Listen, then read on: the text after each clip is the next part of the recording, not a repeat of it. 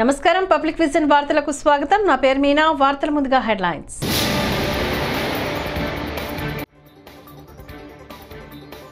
ఒక వ్యక్తి రాష్ట్రానికి శాపంలా ఎలా మారాడనే దానికి పోలవరం ఉదాహరణ సీఎం చంద్రబాబు వ్యాఖ్య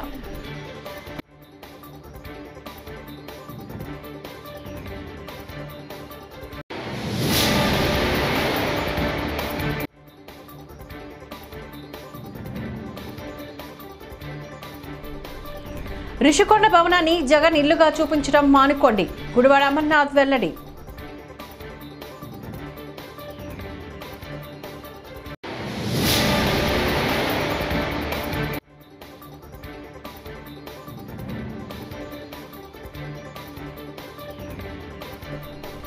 ఏపీలో గంజాయి విక్రయాలపైన కఠిన చర్యలు తీసుకుంటాం మంత్రి నారా లోకేష్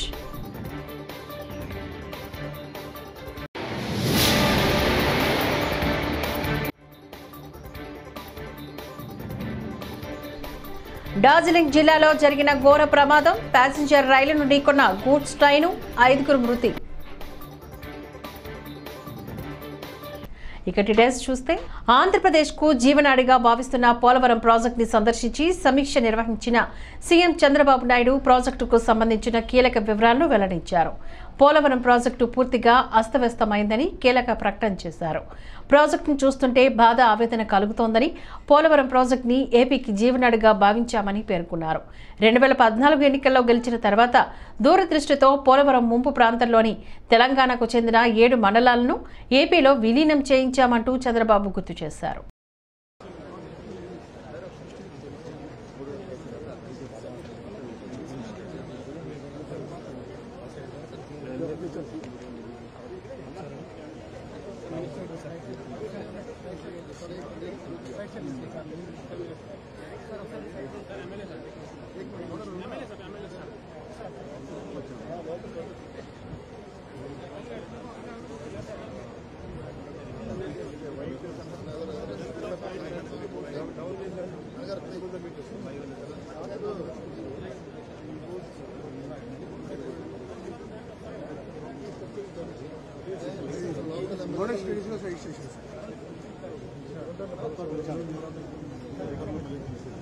ఒక పక్క బాధ ఆవేదన ఈ ప్రాజెక్ట్ చూస్తా ఉంటే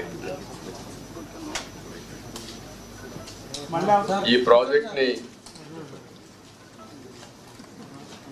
ఆంధ్రప్రదేశ్ ఒక జీవనాడిగా పోలవరం ఆంధ్రప్రదేశ్ రాష్ట్రానికి ఒక వరంగా భావించి ఆ రోజు మనం శ్రద్ధ పెట్టాం. ఈ ప్రాజెక్ట్ వల్ల ఇది పూర్తి చేసుకుని నదుల అనుసంధానం చేసుకోగలిగితే ఈ రాష్ట్రానికి కరువు అనే మాట లేకుండా చేయొచ్చనే విధంగా మనం ఆలోచించి ప్రాజెక్ట్ ముందు తీసుకుపోయాం. ఆ రోజు కూడా చాలా దూరదృష్టితో నాకుండే అనుభవంతో ఎన్నికలైనాయి 2014లో. ఇక్కడ తెలుగుదేశం పార్టీ గెలిచింది, బీజేపీ తెలుగుదేశం పొత్తున్నాం. ఢిల్లీలో ఎన్డీఏ వచ్చింది. నేను మొట్టమొదటిసారిగా రిక్వెస్ట్ చేసింది, ఎందుకంటే నేను విజువలైజ్ చేశాను కాబట్టి 7 మండలాలు తెలంగాణలో ఉన్నాయి, కరువుకి ముంపు గురయ్యే మండలాలు. ఆ 7 మండలాలు కానీ మనకి ఇవ్వకపోతే రిషికొండ భవనాల చుట్టూ వస్తున్న వార్తలపైన వైసీపీ నేత మాజీ మంత్రి గుడివాడ అమర్నాథ్ స్పందించారు. ఆ భవనాలను ఎలా ఉపయోగించుకోవాలనేది ఆలోచించడం మానేసి దాన్ని ఇంకా జగన్మోహన్ రెడ్డి ఇల్లుగానే చిత్రీకరించడాన్ని మానుకోవాలని టీడీపీ నేతలకు ఆయన సూచించారు. విశాఖను తాము ఎగ్జిక్యూటివ్ క్యాపిటల్ చేయాలని అనుకున్నామని, కానీ అనేక అడ్డంకులు సృష్టించారంటూ ఆగ్రహాన్ని వ్యక్తం చేశారు. తాము మళ్లీ అధికారంలోకి వస్తే విశాఖ నుంచే పాలించాలని అనుకున్నామని, ఐఏఎస్ అధికారులతోని కమిటీ వేసిన తర్వాత రిషికొండలో భవనాలు నిర్మించినట్లుగా పేర్కొన్నారు. అందరినీ కూడా వారిని అందరినీ కూడా లోపలికి తీసుకొని వెళ్ళి చేసినటువంటి ప్రచారం, తర్వాత జరిగినటువంటి దుష్ప్రచారం,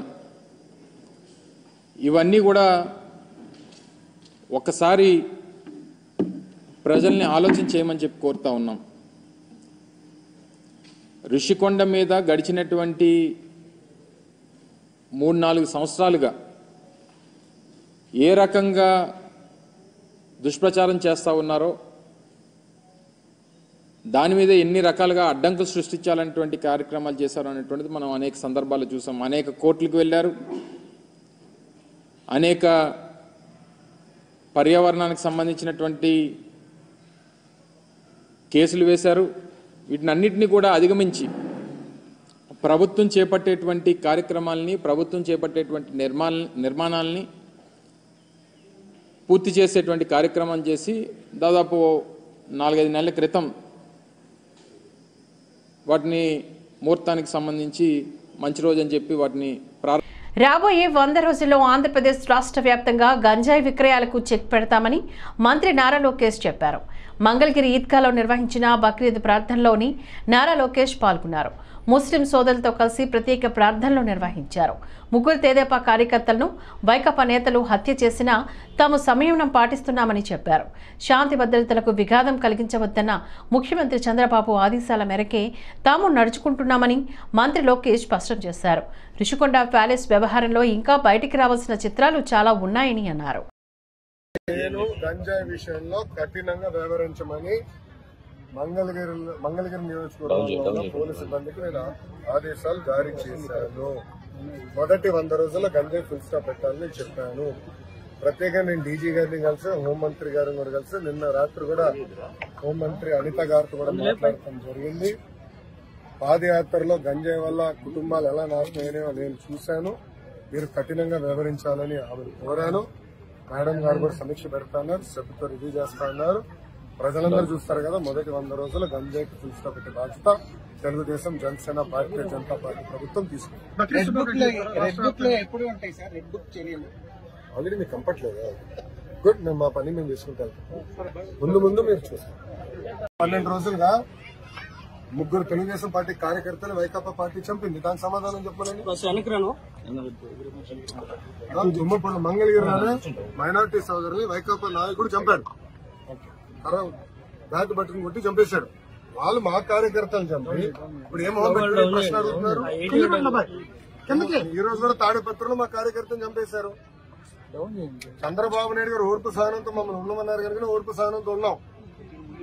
లా అండ్ ఆర్డర్ మెయింటైన్ చేయమన్నారు కనుక మేము ఎక్కడ ఇష్యూ చేయట్లా. మంగళగిరిలో కూడా లా అండ్ ఆర్డర్ ఉండాలి, నేను ఇష్యూ చేయట్లా.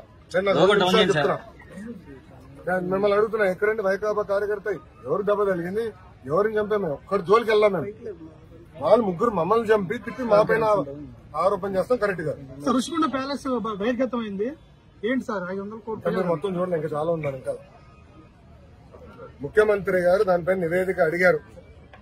ఎంత ఖర్చు అయింది, దేనికి ఖర్చు పెట్టారు, మొత్తం డీటెయిల్స్ అడిగారు. ఇంకా రావాల్సిన అవసరం ఉంది. ఇదే కాదు, ఇలా చాలా కట్టినట్టున్నారు. అన్ని వివరాలు వచ్చిన తర్వాత ప్రజల ముందర పెడతాం. వాళ్ళ ఇంట్లో కూడా ఫర్నిచర్ 46 కోట్లు ఉందంట. మరి కోడలి శివప్రసాద్ అదే కేసులో ఆత్మహత్య చేసుకున్నారు. అదంతా అధికారులు వాళ్ళ ప్రాసెస్ వాళ్ళు ఫాలో చేసుకుంటారు. పశ్చిమ బెంగాల్లో డార్జిలింగ్ జిల్లాలో సోమవారం ఉదయం షాకింగ్ ఘటన జరిగింది. అసోంలోని సిల్చార్ నుంచి కోల్కతాకు వెళ్తున్న కంచన్జంగా ప్యాసింజర్ ఎక్స్ప్రెస్ రైలును ఓ గూడ్స్ రైలు ఢీకొట్టింది. న్యూ జల్పాయిగురికి సమీపంలోని రంగపాని స్టేషన్కు సమీపంలో ఈ ప్రమాదం జరిగింది. గూడ్స్ రైలు వెనుక నుంచి వచ్చి ప్యాసింజర్ రైలును ఢీకొట్టింది. ఈ ప్రమాదంలో ఎక్స్ప్రెస్ రైలుకు చెందిన 2 కోచులు పట్టాలు తప్పాయి. ఈ ఘటనలో 5 ప్రయాణికులు మృత్యువాత పడ్డారని, 20 నుంచి 25 మంది గాయపడ్డారని డార్జిలింగ్ జిల్లా పోలీస్ అదనపు ఎస్పీ అభిషేక్ రాయ్ వెల్లడించారు.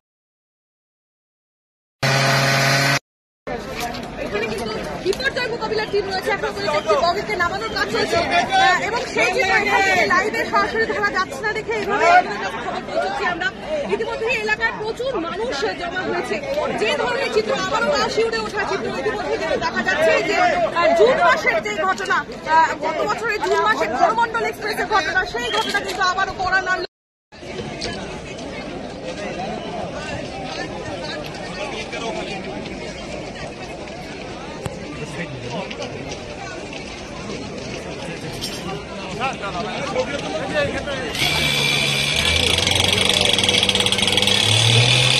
अभी थोड़ा गंभीर है। ये आप देख रहे हैं कंचनजंगा एक्सप्रेस है। ये पीछे यहाँ पे खड़ा था और पीछे से एक मालगाड़ी आके उसको ठोक दिया। 3 बॉगी अभी तक डिटेल्ड हुआ है 5 फैटल्टी हुआ है, कैजुअलिटी हुआ है 5। अभी तक हम रेस्क्यू कर लिया है। और मालगाड़ी का जो आगे का इंजन है वहाँ पे गैस कटर लगेगा। आरपीएफ भी आगे है, हम लोग लोकल पीएस से आगे है। ठीक है, डेथ कैजुअलिटी कितनी हुई है? अभी तक जो हिसाब है 5 हुआ है। ठीक है, और कितने लोगों की मौत हुई है? 5 का मौत हुआ है अभी तक। ठीक है, कितने इंजर्ड हुआ है? इंजर्ड अभी तक 25 to 30 nearly, but the injuries are not fatal. We have already rescued them with their luggages. एवं एखाने हम लोग लोकल का एम्बुलेंस भी हम लोग अरेंज कर चुके हैं। ठीक है, वो जो पैसेंजर्स हैं हम लोग उन लोगों को बाहर निकाल के एक यहाँ पे एक मदरसा में कैंप भी सेटअप किया है, वहाँ पे लेके जा रहे हैं और वहाँ से फिर आगे बास लेके एनजीपी तक लेके जा रहे हैं। कैसे हुआ था सर इंसिडेंट? कैसे हुआ था? इंसिडेंट पीछे से मालगाड़ी आके ये कांचनजंगा जो एक्सप्रेस है, मालदा कांचनजंगा एक्सप्रेस है, इसको पीछे से कॉलिशन हो गया। ठीक है, उसके बाद भी ये इंसिडेंट हुआ। या सर आपका मैं दार्जिलिंग। और आपका नाम सर? अभिषेक। కేంద్ర మంత్రి కింజరాపు రామ్మోహన్ నాయుడు, రాష్ట్ర మంత్రి కింజరాపు అచ్చెన్నాయుడులకు విశాఖపట్నం ఎయిర్పోర్ట్లో తెదేపా కార్యకర్తలు ఘన స్వాగతం పలికారు. సోమవారం ఉదయం ప్రత్యేక విమానంలో విశాఖ చేరుకున్న తమ మంత్రులకు స్వాగతం పలికేందుకు గాను భారీ సంఖ్యలో నేతలు, అభిమానులు ఎయిర్పోర్టుకు చేరుకున్నారు. అక్కడి నుంచి శ్రీకాకుళం వరకు 200 కార్లు, 350 బైకులతోని భారీ ర్యాలీతో మంత్రులు వెళ్లారు.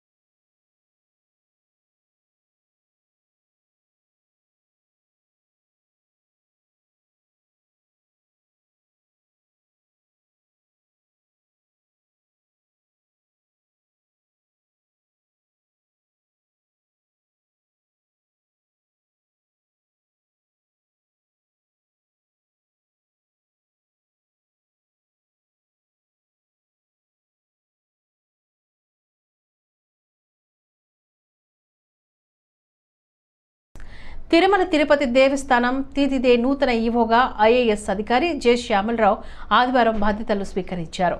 అంతకుముందు శ్రీవారిని దర్శించుకున్నారు. ఆ తర్వాత మాజీ ఈవో ధర్మారెడ్డి అధికారికంగా బాధ్యతలను శ్యామలరావుకు అప్పగించారు. నూతన ఈవో దంపతులకు అర్చకులు వేద ఆశీర్వచనం ఇవ్వగా జేఈఓలు వీరబ్రహ్మం, గౌతమి తీర్థప్రసాదాలను అందజేశారు. టీటీడీ ఈవో కావడం అదృష్టంగా భావిస్తున్నానని, ఈవోగా అవకాశం ఇచ్చిన సీఎం చంద్రబాబుకు ధన్యవాదాలు తెలిపారు. టీటీడీలో పారదర్శకంగా బాధ్యతాయుతంగా పనిచేస్తానని, తిరుమలలో భక్తుల సౌకర్యాలపైన ప్రత్యేక దృష్టి పెడతానని అన్నారు. దర్శనానికి వచ్చిన వారి ఇబ్బంది పడకుండా వసతులు కల్పిస్తామంటూ హామీనిచ్చారు. ఎక్కడైనా సమస్యలుంటే మా దృష్టికి తేవాలని ఈవో శ్యామలరావు తెలిపారు. ఎంతో పవిత్రమైనది శ్రీ వెంకటేశ్వర స్వామి దేవాలయం. ఇంత పవిత్రమైన దేవాలయానికి ఎగ్జిక్యూటివ్ ఆఫీసర్గా ఇలాంటి దేవాలయాన్ని మేనేజ్ చేస్తున్న టీటీడీకి ఎగ్జిక్యూటివ్ ఆఫీసర్గా రావడం అనేది నా అదృష్టం కింద భావిస్తున్నాను. నేను డ్యూటీ ఈజ్ డివైన్ అని భావిస్తాను. అలాగే ఇక్కడ ఈవోగా పనిచేసే అవకాశం దేవుడి ఆశీస్సులు ఉంటే కానీ రాదు. ఆ దేవుడి ఆశీస్సులతో, అలాగే మన రాష్ట్ర గౌరవ ముఖ్యమంత్రి గారు శ్రీ నారా చంద్రబాబు నాయుడు గారు నా మీద ఎంతో నమ్మకం ఉంచి ఈ టీటీడీకి ఈవోగా ఇవ్వడం చాలా అదృష్టంగా భావిస్తున్నాను. ఆయనకి నా హృదయపూర్వక ధన్యవాదాలు తెలియజేస్తున్నాను.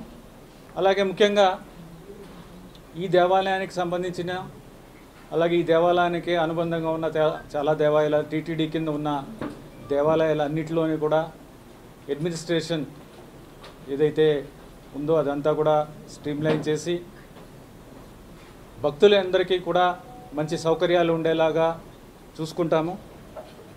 అలాగే ఏ పని చేసినా అకౌంటబిలిటీ, ట్రాన్స్పరెన్సీ ఉండేలాగా చూసుకుంటాము. ఈ దేవాలయానికి ఎన్నో అసెట్స్ ఉన్నాయి.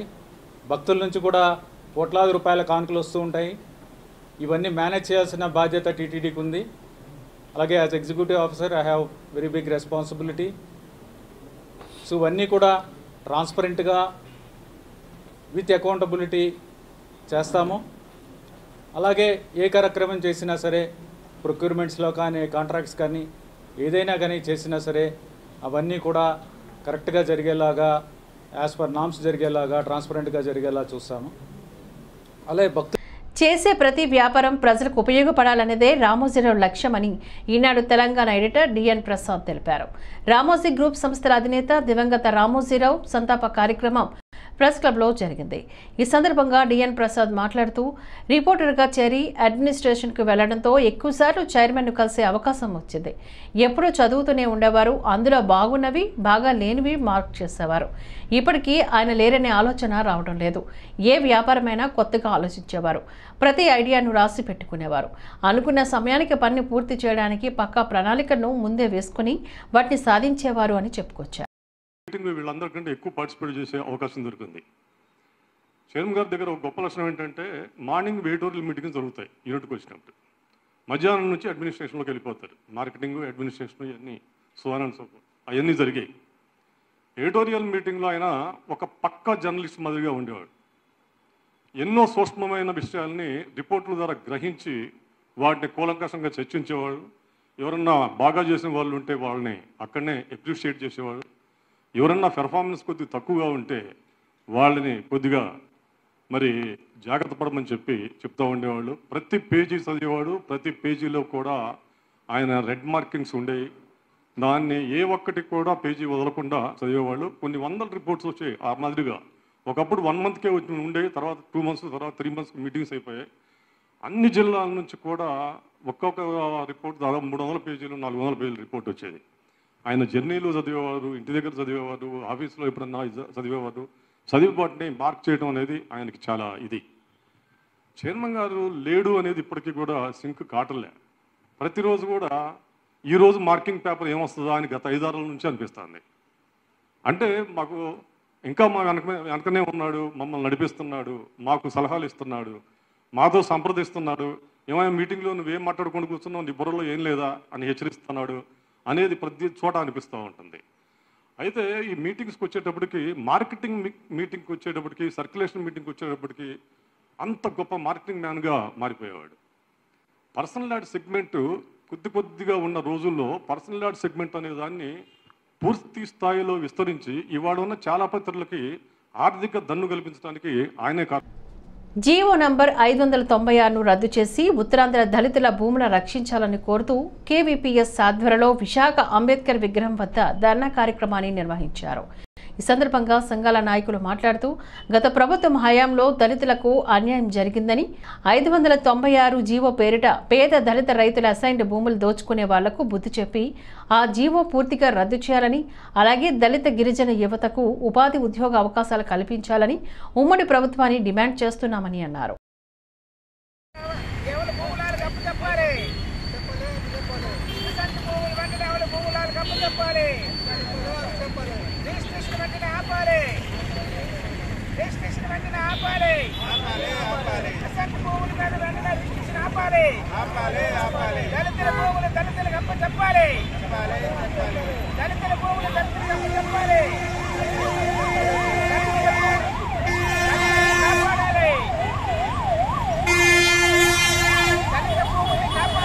వైఎస్ఆర్ ప్రభుత్వం 596 జీవోని తీసుకొచ్చింది. ప్రజల నమ్మకాన్ని ఈ రాష్ట్ర ప్రభుత్వాన్ని, తెలుగుదేశం ప్రభుత్వం కూటమిని గెలిపించారు. ఏదైతే దళితుల భూములు ఉన్నాయో ఆ ఏదైతే రిజిస్ట్రేషన్లు అవుతున్నాయో ఆ రిజిస్ట్రేషన్లు వెంటనే ఆపాలి. ఆ రిస్టులతో పాటు 596 జీవోను వెంటనే రద్దు చేయాలి. ఎవరైతే దళితుల భూములు ఆ దళితుల భూములకు రక్షణ కల్పించాలి. ఒక రక్షణ కాదు, వాళ్ళకి ఏ ఇబ్బందులు ఉన్నాయో ఆ భూముల మీద ఆ ఇబ్బందులన్నీ తొలగించేసి రక్షించేటట్టు ఈ ప్రభుత్వం, తెలుగుదేశం ప్రభుత్వం, కూటమి ప్రభుత్వం ఉండాలనేది ప్రధానంగా డిమాండ్ చేస్తున్నాం. అలాగే ఎస్టీ వరకు కార్పొరేషన్ లేదు, ఈ రోజు డబ్బులు ఇవ్వట్లేదు గత ప్రభుత్వం. ఈ ప్రభుత్వాన్ని డబ్బులు కల్పించి చదువుకున్న పిల్లలకి ఉద్యోగ అవకాశాలు లేకపోతే వాళ్ళ స్వయం ఉపాధికి ఏ రకంగా చేయాలి ఏంటి అనేది కొత్త ప్రభుత్వం ఎలాగో వచ్చింది కాబట్టి కొత్త ప్రభుత్వం వెంటనే వాళ్ళు ఆదుకోవాలని ప్రధానంగా డిమాండ్ చేస్తున్నాం. గతంలో కూడా చాలా సార్లు చేసి వినతి పత్రాలు ఇచ్చినా ఏది సమస్య పరిష్కారం చేయలేదు. ఈ ప్రభుత్వమైనా ముందుకొచ్చి ప్రజలు ఆకాంక్షించే గెలిచింది కాబట్టి ప్రజలకి న్యాయం చేస్తుందనేసి మేము ఈ రోజు కోరుకుంటూ ఈ 596 జీవోను రద్దు చేయాలని, దళితుల భూములు ఎవరైతే ఆక్యుపై చేశారో ధనవంతులందరూ ఆ ధనవంతుల దగ్గర నుండి భూములు లాక్కొని దళితులకు అప్పచెప్పాలని, ఎసెంట్ భూములు ఏవైతే ఉన్నాయో దళితులకే చెందాలనేది డిమాండ్. ఆ డిమాండ్ అమలు చేయాల్సిన బాధ్యత మొత్తం మీద ఈ ప్రభుత్వానికి ఉంది. ఆ ప్రభుత్వం రక్షించి ఈ రోజు వీళ్ళందరికీ కూడా కల్పిస్తుందని చెప్పి ప్రధానంగా కేఆర్పీఎస్ గా మేము డిమాండ్ చేస్తున్నాం. బక్రీద్ పర్వదినాన్ని పురస్కరించుకొని సోమవారం ఈద్గాలో సామూహిక ప్రార్థనలు నిర్వహించారు. ఈ సందర్భంగా ముస్లిం సోదరులు పెద్ద ఎత్తున పాల్గొని ప్రార్థనలు చేశారు. ఈ సందర్భంగా మత పెద్దలు మహమ్మద్ ప్రవక్త సందేశాన్ని ముస్లిం సోదరులకు అందించారు. ప్రతి ఒక్కరూ తోటివారి పట్ల ప్రేమ కరుణలు కలిగి ఉండాలని అన్నారు. సేవాభావాన్ని అలవర్చుకోవాలంటూ సూచించారు.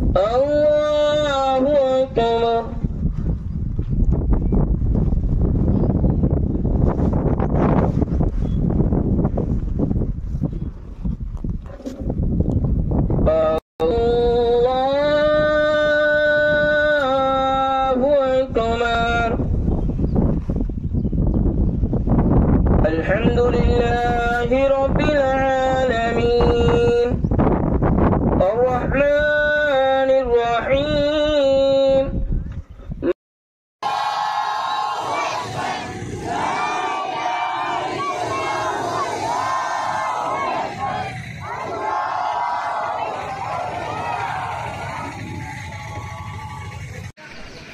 किस करो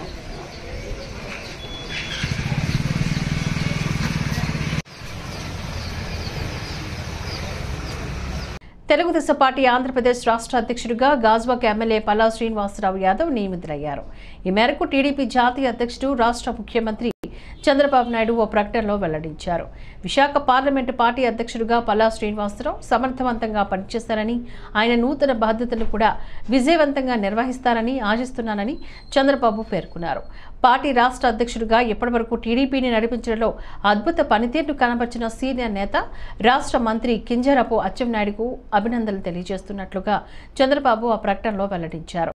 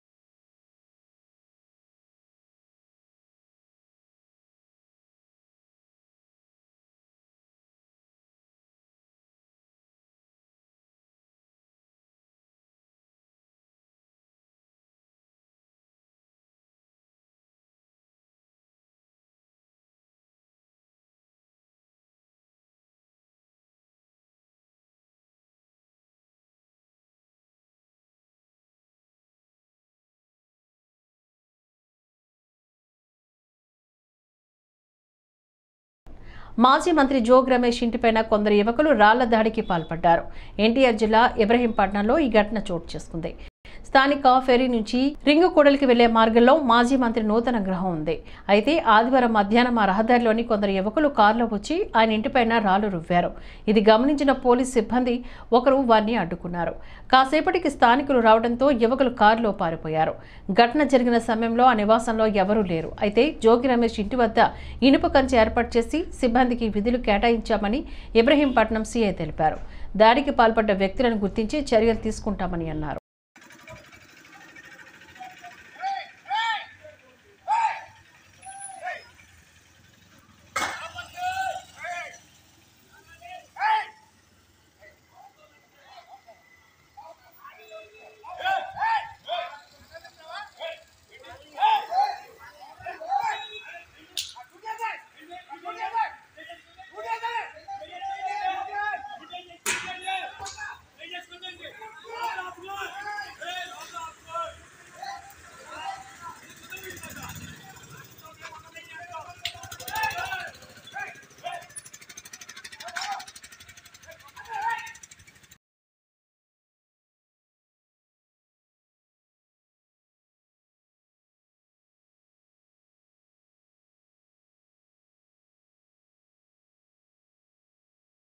ఈ వార్తలు ఇంతటితో సమాప్తం. నమస్కారం.